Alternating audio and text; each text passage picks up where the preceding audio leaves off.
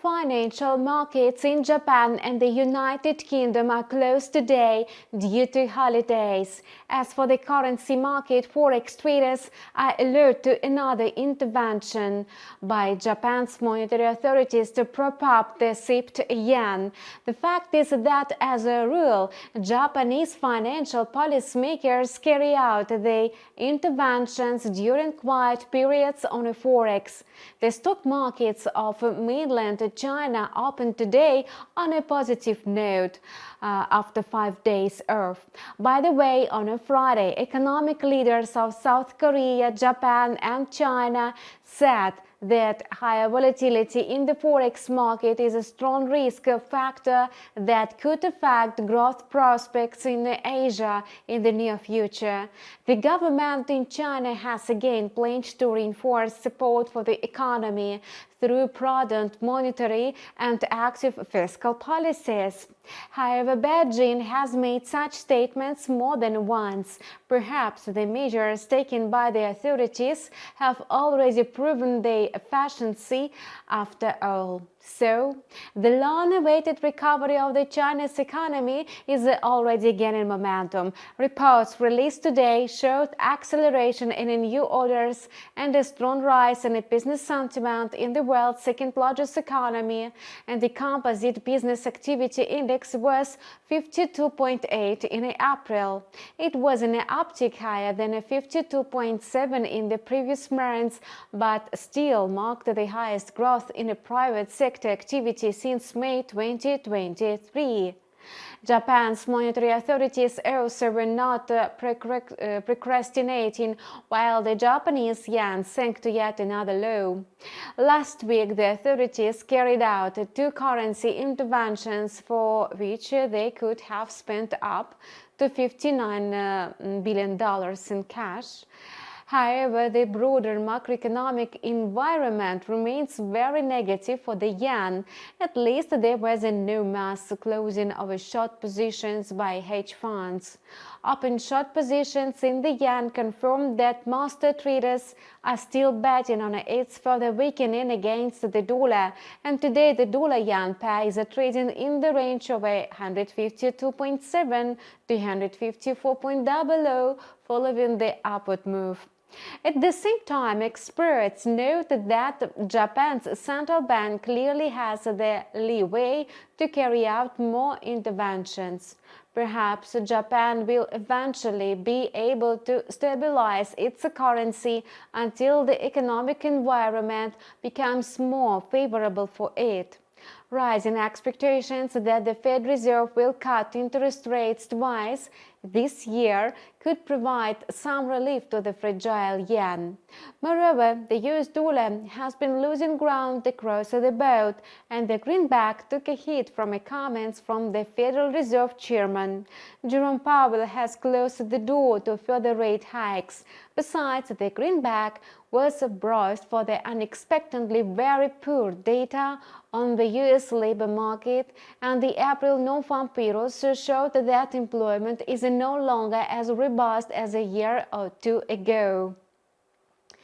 This has fueled optimism that the US Central Bank can provide a softer landing for the country's economy. And the US dollar has appreciated against its 6 major peers by almost 4% this year. However, under the pressure of Friday's weekend FP's the greenback tumbled by about 1% at the end of the week. However, today its index is struggling to find demand and stabilize above the critical line of 105 points, and this is quite a challenge after testing the 3-week low at 104.52 on a Friday.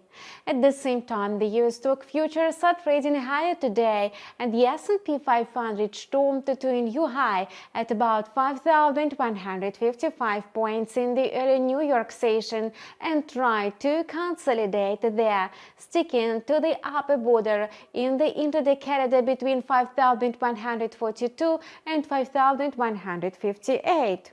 A rally is unfolding on Wall Street amid a blank economic calendar in the United States, but in the euro area, several reports were published at once. Among them, the index of business activity in the services sector and the producer price index deserve special attention. As the data showed, the services sector in the European Union perked up and rose to 53.3 in April. At the same time, factory inflation in the euro area slowed to minus 7.8%. In theory, this should lead to further growth of the single European currency. However, this did not happen. It's all about revising previous data. The previous score was initially estimated at minus 8.3%, and the revised PPI was downgraded to minus 8.5%. So the revision of the annual PPI for the worse capped the growth of the single European currency. Nevertheless, we are still talking about fading deflationary risks in the euro area, and this factor, of course, is bearish for the dollar. During the American session on a Monday, the euro began to grow within the intraday range of 1.0758 to 1.0793.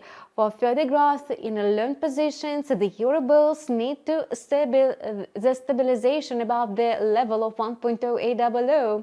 Until then, the euro-dollar pair will be in the stage of a pullback, which takes place as a part of an upward cycle.